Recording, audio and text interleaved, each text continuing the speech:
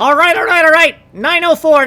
We're on Fractal Bucket Part K. Source code is right here. Let's fucking go. So, in our Fractal helper system, in this section of code that takes a tile click and converts it to a collection of hit areas, a collection of tiles affected by our click, we have added a little bit more code here. So let's scroll down here. We've added a section called Random Strangers. We have a generic guard clause, a one-dimensional index representing R5X, R5Y, and a variable telling us whether or not we are in a void room.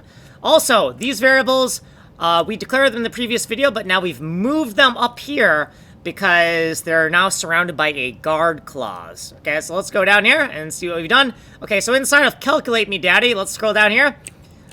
Right here, we're taking R5X, R5Y, and using this formula to convert it to a one-dimensional G25 index. Using that G25 index in this G25 to void lookup table to get whether or not we're in a void room. And if we are in a void room, then OK is falsy. We are not OK, and we do not need to do further calculation because we're clicking in a place where tiles cannot exist. Okay, so in this peb-bound section right here, we've added a guard clause around these pebble calculations. So these aren't done yet, but right now we have a new guard clause, right? If everything is not okay, then we're not going to enter here. And we've labeled the guard clause as "Are you okay, Annie?" Beginning of the guard clause, end of the guard clause. Then, down here in our size matters loop, here's our loop where we're looping through all the different tile size exponents. We've added a guard clause around this as well. We're not going to enter this loop unless everything is okay. This loop, this guard clause is labeled Daijobu, right? And then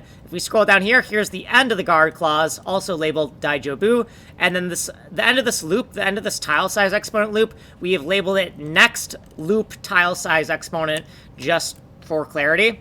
And then also, we need to return that OK variable, because the output parameter does not contain valid information if everything is not okay. So we need a way to signal that, right? So this output object right here that we're going to load with information, if okay is not true, then this just has bogus garbage data in it. Okay, if you want a longer explanation, you'll have to go here because we have no fucking time here. My name's Kanji Coder. I'm making a fully destructible fractal geometry game engine. Like, subscribe.